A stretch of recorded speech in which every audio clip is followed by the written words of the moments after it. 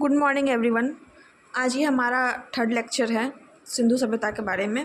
तो आज इस लेक्चर में हम लोग देखेंगे कि सिंधु सभ्यता का समाज कैसा था, वहाँ की आर्थिक व्यवस्था कैसी थी। तो सबसे पहले हम लोग वहाँ की सामाजिक व्यवस्था को जानते हैं कि सिंधु सभ्यता का जो समाज था वो कितने वर्गों में विभाजित था। तो जो सिंधु सभ्यता का समाज था वो 6 वर्गों में विभाजित था। पहला था पुरोहित वर्ग, दूसरा था योद्धा वर्ग, व्यापारी वर्ग, कुम्हार वर्ग, किसान वर्ग और श्रमिक वर्ग। तो इन 6 वर्गों में सिंधु सभ्यता का समाज विभाजित था। वर्ण व्यवस्था नहीं थी उस समय। अभी जो हम लोग जानते हैं शूद्र, क्षत्रिय, ब्राह्मण, ये सब उस वक्त नहीं था। उस वक्त किन किन वर्गों में था? पुरोहित वर्ग, योद्धा वर्ग, व्यापारी वर्ग, कुम्हार, किसान, श्रमिक, ऐसे वर्गों में विभाजित था। वर्ण व्यवस्था की कोई जानकारी नहीं थी, परंतु समाज कई वर्गों में विभाजित था, जैसे कि हम लोगों ने देखा किन किन वर्गों में। ठीक है। दूसरा, समाज की जो सबसे छोटी इकाई थी वो परिवार थी। सिंधु सभ्यता का समाज जो था वो मातृ सत्तात्मक था, यानी कि माँ की ज़्यादा चलती थी, माँ का नाम जुड़ता था बच्चे के नाम के पीछे। अभी क्या है, पितृसत्तात्मक है, फादर डोमिनेंसी देखने को मिलता है। उस वक्त क्या था, मातृसत्तात्मक था। इस सभ्यता के लोग उच्च नगरीय जीवन यापन करते थे। वहाँ का जो नगरीय जीवन था, शहरी जीवन था, वो बहुत ही उच्च कोटि का था। इस सभ्यता के लोग शाकाहारी भी थे और मांसाहारी भी थे, दोनों थे, शाकाहारी और मांसाहारी। ऊनी सूती वस्त्र, दोनों तरह के वस्त्रों का प्रयोग करते थे। इस सभ्यता के लोग शांति प्रिय थे और इनके जो मुख्य मनोरंजन के साधन थे वो थे शतरंज खेलना, नृत्य करना, शिकार खेलना, जुआ खेलना, पशुओं की लड़ाई। ठीक है। तो हम ये देख रहे हैं कि सिंधु सभ्यता का जो समाज था वो सामाजिक स्तर पे कैसा था, वहाँ का समाज आखिरकार कैसा था। पहले तो वो बहुत ही उच्च नगरीय जीवन यापन करते थे, शहरी जीवन था उनका। देखने को मिलेगा वहाँ के जो घर थे बिल्कुल आयताकार थे, रोड जो है बिल्कुल चौड़े और सीधी सड़कें थी। अभी तक हमें ऐसी सड़कें यहाँ देखने को नहीं मिलती है, हमारे शहरों में बहुत कम ही जगह पे ऐसी सड़कें देखने को मिलती हैं। वहाँ का जो सबसे छोटा इकाई था समाज का वो परिवार था, और परिवार जो था वो मातृसत्तात्मक समाज था, यानी कि माँओं की ज़्यादा चलती है, और जब जब महिलाओं की ज़्यादा चलती है समाज अच्छा ही चलता है। और इस सभ्यता के लोग जो थे वो शाकाहारी मांसाहारी दोनों थे, सूती ऊनी वस्त्र दोनों पहनते थे, शांति प्रिय थे। मनोरंजन के लिए क्या करते थे? शतरंज खेलते थे, जो पासा खेलना कहते हैं, नृत्य करते थे, शिकार खेलते थे, जुआ खेलते थे, पशुओं की लड़ाई करवाते थे आपस में। अब बात आता है कि समाज जो है समाधिकरण जो है कितने प्रकार से करता था। समाज जो है समाधिकरण वो 3 प्रकार से करता था। पहला तो पूर्ण समाधिकरण, दूसरा आंशिक समाधिकरण और तीसरा है दाह संस्कार। तो पूर्ण समाधिकरण में क्या होता था कि वो शव को पूरी तरह से दफना देते थे। आंशिक समाधिकरण में क्या होता था, पहले शव को क्या करते थे, वनों में पशुओं के लिए छोड़ देते थे, पशु उन्हें खा जाते थे, फिर जो बचा खुचा हिस्सा बचता था उन्हें वे दफना देते थे। पूर्ण समाधिकरण में क्या होता है, शव को पूरी तरह से दफना दिया जाता है। आंशिक में क्या होता है कि पहले शव को वनों में पशुओं के लिए छोड़ दिया जाता है, फिर जो कुछ बच जाता है उसे फिर दफना दिया जाता है। और दाह संस्कार किसे कहते हैं कि शवों को जला दिया जाता है। ये है सिंधु सभ्यता का समाज, वहाँ की सामाजिक व्यवस्था। अब जानते हैं कि आर्थिक व्यवस्था कैसी थी वहाँ की। तो सिंधु सभ्यता के समाज में मुख्यतः लोग व्यवसाय क्या करते थे, कृषि।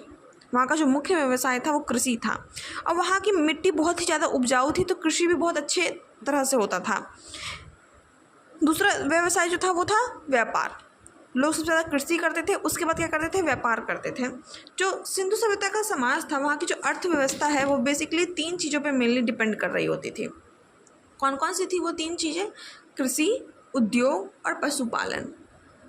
किन 3 चीज़ों पर सिंधु सभ्यता का जो अर्थव्यवस्था है वो निर्भर कर रहा था? कृषि पर, उद्योग पर और पशुपालन पर। विश्व में जो सर्वप्रथम कपास का खेती हुआ था वो सिंधु सभ्यता के लोगों ने ही की थी। सर्वप्रथम कपास की खेती कहाँ हुई थी? सिंधु सभ्यता में ही हुई थी। तो हम जानते हैं कि सिंधु सभ्यता में किस किस तरह के फसलों को उगाया जाता था। गेहूँ उगाया जाता था, कपास उगाया जाता था, चावल, तरबूज, जौ, नील, सरसों, ज्वार, मटर। एक और क्वेश्चन पूछा गया था कि ब्रासिका जूसी क्या है, तो ये मटर की एक प्रजाति है। तो कौन कौन सी मुख्य फसलें थी सिंधु सभ्यता में? गेहूँ, कपास, चावल, तरबूज, जौ, नील, सरसों, ज्वार, मटर। जो वो पहला अनाज था जिसे मनुष्यों ने सर्वप्रथम प्रयोग किया था। ठीक है। और चावल का स्पष्ट साक्ष्य मिला नहीं था। कुछ हर अलग अलग इतिहासकारों का अलग अलग मानना है। कुछ का कहना है कि चावल पाया गया था, कुछ का कहना है कि नहीं सिर्फ चावल की भूसियाँ मिली थी। तो इसके कोई स्पष्ट साक्ष्य मिले नहीं हैं। यहाँ से सिक्कों के भी कोई स्पष्ट साक्ष्य मिले नहीं, इसलिए जो आदान प्रदान होता था वो वस्तु विनिमय प्रणाली का प्रयोग से होता था। लेन देन जो होती थी वो वस्तु विनिमय, जिसे बार्टर सिस्टम कहते हैं, कि हमें 2 क्विंटल चावल चाहिए तो उसके बदले हम गेहूं दे देंगे, या हमारे पास जो उपलब्ध है वो दे देंगे। तो बार्टर सिस्टम से, वस्तु विनिमय प्रणाली से क्या होता था, चीज़ों की लेन देन होती थी। कोई सिक्कों का साक्ष्य नहीं मिला है। इस सभ्यता के लोग गन्ने की भी खेती से परिचित नहीं थे। और यह युग जो था वो कांस्य युगीन था। कांसा जो होता है वो ज़्यादा पाए जाते थे यहाँ पे। यह कांस्य युगीन सभ्यता कहलाती थी, परंतु इन्हें अन्य धातु का भी ज्ञान था। ऐसा नहीं कि कांस्य युगीन थी तो बाकी धातुएं इन्हें नहीं पता थी। इन्हें सोने का भी पता था, चांदी का भी पता था, तांबे का भी पता था, कांसा का भी पता था। लेकिन ये मुख्यतः क्या थी, कांस्य युगीन सभ्यता थी। इस सभ्यता के लोगों को लोहे की जानकारी नहीं थी। उस वक्त इन्हें लोहे की कोई जानकारी नहीं थी।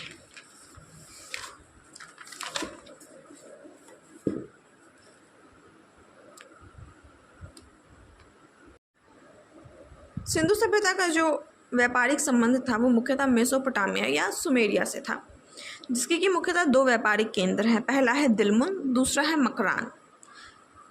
दिलमुन को भी इस समय हम लोग बहरीन बोलते, जो कि फारस की खाड़ी में है, और मकरान जो कि बलूचिस्तान और ईरान की सीमा पर है। तो कौन से 2 व्यापारिक केंद्र थे सिंधु सभ्यता और मेसोपोटामिया के बीच में? दिलमुन और मकरान। सिंधु सभ्यता के में पशुपालन एक मुख्य विशेषता थी। वहाँ के लोग ज़्यादातर पशुपालन भी करते थे। तो कौन कौन से पशुओं को वो पालते थे? कुबड़ वाला बैल, भैंसे, फिर बैल भी है, हाथी भी है, सूअर थे, ऊँट था, भेड़ था, बिल्ली थी। तो जो सिंधु सभ्यता के लोग थे किन किन तरह के पशुओं का पालन करते थे? कुबड़ वाले बैल का, भैंस का, बैल का, हाथी का, सूअर का, ऊँट का, भेड़ का, बिल्ली का। सिंधु सभ्यता के लोगों को घोड़े और शेर से ये परिचित नहीं थे। यद्यपि लोथल और सुरकोर्रा से हमें घोड़े के साक्ष्य प्राप्त हुए हैं, लेकिन ऐसा प्रतीत होता है कि घोड़े यहाँ व्यापार के लिए कहीं और से लाए गए होंगे। यहीं नहीं पाए जा रहे थे, कहीं से लाए गए थे व्यापार के लिए, क्योंकि अन्य जगह से फिर ये मिले नहीं। तो सिंधु सभ्यता के लोगों को घोड़े और शेर ये परिचित नहीं थे, लेकिन लोथल और सुरकोर्रा से हमें घोड़े के साक्ष्य प्राप्त हुए हैं। लेकिन क्या ऐसा लोगों का मानना है कि वे घोड़े व्यापार के लिए यहाँ लाए गए थे। सिंधु सभ्यता का सबसे जो प्रमुख पशु है वो है एक सिंग वाला पशु, क्योंकि बहुत सारे सीलों पर इसकी तस्वीरें मिली हैं, आकृतियाँ मिली हैं। तो ऐसा माना जाता है कि वहाँ का प्रमुख पशु रहा होगा ये एक सिंग वाला पशु। कुछ का कहना है कि ये एक सिंग वाले गेंडे थे। सबका अलग अलग तरह से मानना है, लेकिन अभी तक ये साबित नहीं हो पाया कि वो आखिर क्या थे। तो वहाँ सिंधु सभ्यता के जो मुख्य पशु था, प्रमुख पशु था, वो क्या था? एक सिंग वाले पशु थे। तो हमने आज क्या देखा कि सामाजिक व्यवस्था वहाँ की कैसी थी सिंधु सभ्यता की, और आर्थिक व्यवस्था कैसी थी। सामाजिक व्यवस्था में कुल 6 वर्गों में वर्ग विभाजित था: पुरोहित, योद्धा, व्यापारी, कुम्हार, किसान और श्रमिक। फिर हमने क्या देखा कि लोग वहाँ शाकाहारी मांसाहारी दोनों थे, सूती ऊनी वस्त्र दोनों पहनते थे, मातृसत्तात्मक था, छोटी इकाई परिवार था, शांति प्रिय थे, मनोरंजन के लिए शतरंज, नृत्य, शिकार, जुआ, पशुओं की लड़ाई ये सब करवाते थे। 3 तरह से समाधिकरण होता था: पूर्ण समाधिकरण, आंशिक समाधिकरण और दाह संस्कार। आर्थिक व्यवस्था की बात करेंगे। आर्थिक व्यवस्था मुख्यतः कृषि पर आधारित थी। दूसरा था व्यवसाय, और 3 चीज़ों पे वहाँ की अर्थव्यवस्था निर्धारित होती थी: कृषि, उद्योग और पशुपालन। कौन कौन से फसलें उगाई जाती थी? तो गेहूँ, जौ, कपास, चावल, तरबूज, नील, सरसों, ज्वार, मटर, ये सब। जो वहाँ का पहला अनाज था जिसे मनुष्य ने सर्वप्रथम प्रयोग किया था। चावल के ज़्यादातर साक्ष्य मिले नहीं हैं। कुछ इतिहासकारों का मानना है कि वहाँ से भूसियाँ मिली थी। सिक्कों के कोई साक्ष्य नहीं थे। वस्तु विनिमय प्रणाली से आदान प्रदान होता था। गन्ने से भी लोग परिचित नहीं थे। कांस्य युगीन सभ्यता थी। हालांकि बाकी धातुओं का भी उन्हें ज्ञान था, सोना, चांदी, तांबा, इन सब का भी ज्ञान था, लेकिन सभ्यता जो थी वो मुख्यतः कांस्य युगीन थी। लोहे से ये परिचित नहीं थे। फिर बात करते हैं कि सिंधु सभ्यता का जो व्यापारिक संबंध था वो मुख्यतः मेसोपोटामिया से था, जिससे कि 2 व्यापारिक केंद्र थे: दिलमुन और मकरान। दिलमुन जो है वो फारस की खाड़ी में, जिसे अभी हम लोग बहरीन कहते हैं, और मकरान जो है वो बलूचिस्तान और ईरान की सीमा पर है। सिंधु सभ्यता के में जो मुख्यतः पशुपालन होती थी वो कौन कौन से पशुओं को पाला जाता था? कुबड़ वाला बैल है, ऊँट है, भेड़ है, बिल्ली है, हाथी है, भैंस है, सूअर है। हाँ, हालांकि घोड़े और शेर के साक्ष्य प्राप्त नहीं हुए हैं। लोग बहुत सारे इतिहासकारों का मानना है कि ये उनसे परिचित नहीं थे, लेकिन लोथल और सुरकोड़ा से घोड़े के साक्ष्य प्राप्त हुए हैं और ऐसा माना जाता है कि उन्हें व्यापार के लिए वहाँ लाया गया होगा। वहाँ के जो मुख्य पशु था वहाँ का सिंधु सभ्यता का, वो एक सींग वाला कोई पशु था जिसकी आकृतियाँ हमें मुख्यतः सीलों पर पाई जाती हैं। तो आज के लेक्चर में हम लोग सिर्फ सामाजिक और आर्थिक व्यवस्था ही देखेंगे और नेक्स्ट लेक्चर में हम लोग राजनैतिक और धार्मिक व्यवस्था को जानेंगे और इस तरह से हमारा सिंधु सभ्यता का जो पूरा लेक्चर है वो ख़त्म हो जाएगा। Thank you.